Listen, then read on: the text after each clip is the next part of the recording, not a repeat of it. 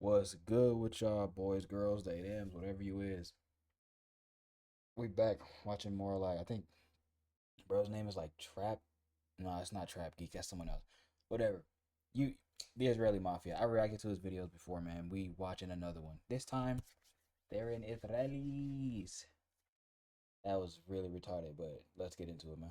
When two Israelis were eating at a restaurant in Mexico City, authorities were pretty confused when a woman walked up and executed both of them. She Oh claimed to my be god! romantically involved with one of the guys and that he had cheated on her but Hold executed on. both of them. She claimed to be romantically involved with one of the guys and that he had Just cheated. wait, When wait, two wait. Israelis Just walked in and blew them boys down. were eating at a restaurant in Mexico City, authorities were pretty confused when a woman walked up and executed both of them. She claimed to be romantically involved with one of the Then ran guys and that off. he had No cheated mask, on no her, but nothing. that was a lie. She was actually a paid shooter for a local cartel, a pretty cheap one at that since she confessed to only making about 5,000 pesos, which That's is less than crazy. $300 for a double homicide. And then police Yeah, that's realized that one of these insane. men had an extensive criminal record in both Israel and Mexico. And that's when the police looked at each other and said, oh, okay. These Mm-hmm. guys were part of an Israeli crime syndicate who Mm-hmm. allegedly might have had a disagreement with the Jalisco New Generation cartel. And then, a few months ago, I read about a former LAPD cop being arrested for a home invasion where he and a group of men kidnapped and held somebody for ransom in Koreatown, LA.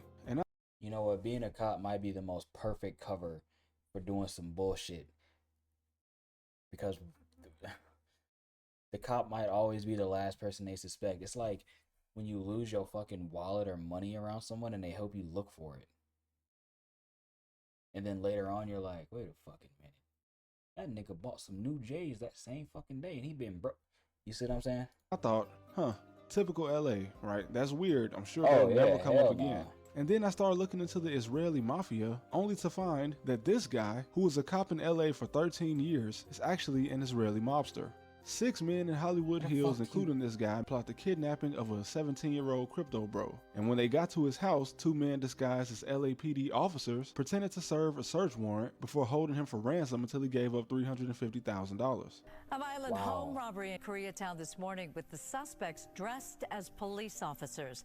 It happened in this apartment complex. But for some reason, they drove a Urus and a Range Rover to the robbery because, I don't know actually, it's not like Koreatown Man, you gotta listen, you gotta rob niggas and then go ahead and pay.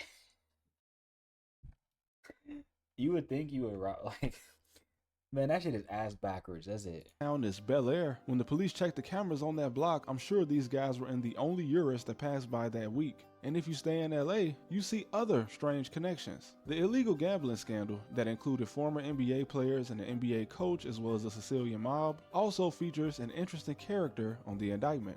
A man named Yevgeny Gershman, who, at these illegal poker games, hired women to serve drinks and provide massages while they scammed all the high rollers with the x-ray glasses and see-through tables. And when it came to Wow. people not paying what they owed for these poker games that they were obviously being cheated out of, Yevgeny would threaten to kidnap their children unless they paid. And he also faces a separate charge, along with a woman named Valentina, for conspiracy to commit marriage fraud in an attempt to get permanent legal status in the United States, as he had already lied to immigration. And authorities say our boy Yevgeny is part of the Russian mafia in Israel. When I first saw the report, it said that he was in the Michael Tansky organization, and I was thinking, who the hell is that? What does that even mean? So I looked up Michael Tansky, only to find out that he was Wait, was that fucking Quavo? No. who the hell is that? What does that even mean? So I looked up Michael This is such a random picture. Wait, what the fuck? Where the fuck? Like, where do you even find? Oh, man, I'm fucking with my DPI. It's such a random picture of fucking Offset, bro. I'm pretty sure it's Offset. That's so fucking random.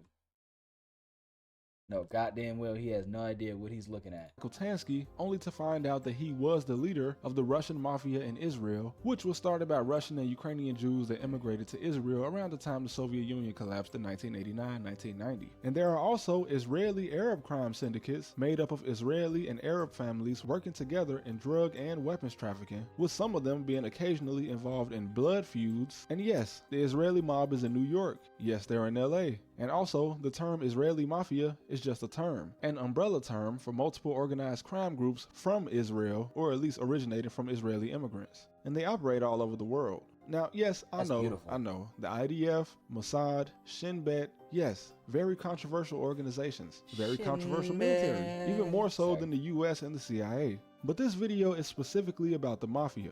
Now, if any of those have a connection, then I don't know. Maybe you guys can connect the dots if they do indeed exist. When Sammy the Bull was making $500,000 a week, his plug on all the MDMA he was trafficking was an Israeli mobster in New York. And this is actually where a lot of the ecstasy came from in the early 2000s, as one of the largest operations importing them from Paris and Germany was also run by an Israeli mobster. And jokes aside, yes, the US is a vassal state of Israel, I know, but I learned that in the past 15 years, the US did actually get worried about these criminal organizations being involved in government. Like when Inbal Gavrieli was elected to the Knesset, which is essentially like the Congress or Parliament of Israel, it worried the US because she was part of a crime family, and since Israel gives you legal immunity as an elected official, she used this immunity to prevent her father's house from being raided, and also her cousin had just been murdered as part of a gang war between her family and another group from Tel Aviv, the Abigail crime family, which was run by a man who said he started shooting people when he was 14, and also like South Korea, which I covered in my. This is just like a big ass, vast web of just shit. Like, holy fuck, man. How do you... I got a lot of questions, and I'm sure he'll answer all of them. Last video, Israel has mandatory military service, meaning Is that a penis? that if a guy in Israel decides to get a job where he has to use a gun, it's probably going to be pretty dangerous for whoever he's looking for. In Israel, 2 crime families in the area of Nazareth engaged in a war that killed 27 people in 2 years. And when you hear about Israeli crime syndicates, much like the Italian, 27 people Wait, in what am I looking at? 2 years. And when you hear Wait, was he in the area of Nazareth engaged in a war that killed 27 people in 2 years. Yeah, out the When window. you hear about Israeli crime syndicates, much like the Italian mafia, all you hear about is illegal gambling schemes. But sometimes even that can be a bit more serious. Asaf Wanim is an Israeli crime boss that, despite being deported in 2011, was also present at the illegal poker games in the Hollywood Hills with Gilbert Arenas and the Sicilian Mob in 2023. And instead of just relying on people paying back their debt on time, he put together a team of Crips and members of the Mexican Mafia in LA to make sure all these celebrities and rich people didn't even consider not paying what they owed. And one day, an Israeli man who may or may not have been connected to another crime syndicate was leaving a poker game in LA when he was ambushed and killed. And this was apparently something Asaf would mention when threatening people over debt. And then houses started being set on fire in Southern California. And yeah, it starts to get out of hand because, in case you didn't notice, illegal gambling is very, very popular in Los Angeles. Really, the entire LA County and Orange County. But all of this is just a criminal complaint against Asaf since he hasn't actually been caught and he's on the run, believed to be in Mexico. But the LAPD have also tied these gambling houses to the disappearance of a woman named Heidi Plank, as Heidi was last seen at a high-rise in downtown LA that was hosting another one of these gambling houses in a unit, with her car being found a week later. But this was in 2021. As of 2025, she still hasn't been found. But of course, gambling isn't the only thing. Pretty much every organized crime group in the world has some hand in the drug trade, and Israeli mob figures have been tied to a large part of the MDMA industry in the 2000s. And not just in the US, but all around the planet, like this trio of elderly men called drug trafficking in Australia. And they were said to be active from about 2013 to 2021. And in January 2023, police in Israel noticed that a group of women appeared to be living a lavish lifestyle, as well as taking very suspicious trips. So when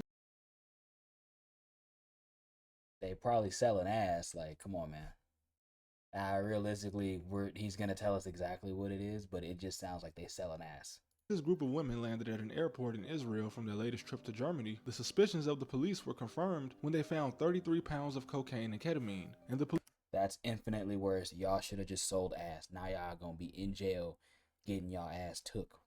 Police noticed that the same group of girls must have done the exact same thing twice from Hungary and at least once from Germany and Thailand. And they were actually being paid about $10,000 each to import these packages into the country, although the group paying them wasn't named. But speaking of trafficking, we have to move on to something a little bit more disturbing. So from 2015, Colombia saw a steady rise of Israeli tourists. Colombia is beautiful, so tourism brings in about 5 million people a year. And a group of men from the US and Israel saw a business opportunity in the small town of Taganga. And led by a man named Asimush, also known as the Devil of Taganga, they built a resort and hotel called Hotel Benjamin, with security being coordinated by a local former member of a Colombian death squad. And for $800, which is a tourist package, you would get food, unlimited alcohol, marijuana, cocaine, and prostitution.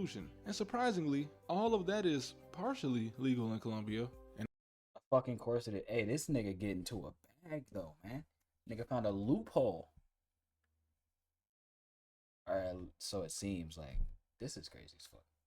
And of course, like most similar cases in Colombia, this operation did involve minors, and the fact that Moosh basically Never only mind. I served take and it all employed back. other Fuck this Israelis in the middle of Colombia, it didn't exactly help them blend in. And he escaped to Portugal, but since he had an international arrest warrant, they caught him. But like any big money operation, someone just took over business for him in Colombia while he was gone. And different mafias like this just keep getting caught in similar operations in South America, with women also being involved in running these organizations. But now, here's something that I know some of you guys were looking for, the part where the mafia and the government overlap. As they do in most countries. I mean, just look at Russia. The mafia-affiliated oligarchs are forced to come together under the rule of the Godfather, Vladimir. And in the US, many, and I mean many, mafia affiliates have been active in city and state government since at least the 1950s. But here are two headlines just 2 years apart. The Abu Latif family in northern Israel won several government contracts to build things like an Air Force training camp for the IDF. And then in 2025, 38 members of the same family were arrested for terrorizing the northern part of the country. And you may ask, how does a crime family win government contracts? Well, it's pretty simple. I mean, you just blackmail and extort people. And like the mafia in most countries, despite being indicted, it seems like over half of the people arrested are not actually going to be charged, as only 12 actually have charges sticking against them. But these guys have extorted millions of dollars, evaded taxes, and blackmailed politicians. So the fact that so many of them are getting away with it leads me to believe they must be really good at blackmail. And even worse, there have been accusations by multiple media outlets and even an organization called the New Humanitarian that allege Israel has been arming Palestinian gangs to steal aid and food coming through Gaza, possibly to further destabilize the region, with one gang being led by this man who supposedly escaped prison with Israeli assistance. But of course, when it comes to that part of the region, that will require its own video, as it's much deeper than. This is such a beautiful fucking view. Wow. And I know that's like not at all the point of this video, but I can't, deny it. That shit's crazy, man. Looks really nice. Let me get my sauce. The mafia or any corruption. And I know what happens to people when they kind of get too controversial when speaking about Israel. But all I did was simply state facts that come from police reports and actual news outlets in Israel to paint a picture of organized crime in the country that most of the world probably had no idea existed. I try to hit all the countries that I believe people are less informed about when it comes to organized crime, just to shed a little bit of light on it. And I appreciate you for that, my brother. Thank you guys for watching as always, and I'll see you next time.